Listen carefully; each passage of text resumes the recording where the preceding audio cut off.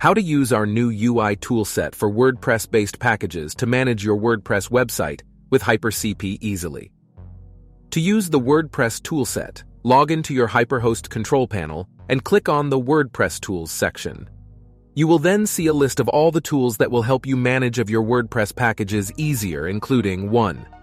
WordPress Checker to see the installed WordPress version and update it if it's not up to date. 2. Plugins and Themes Manager tools to activate, deactivate, and update the plugins and themes that are installed on your website. 3.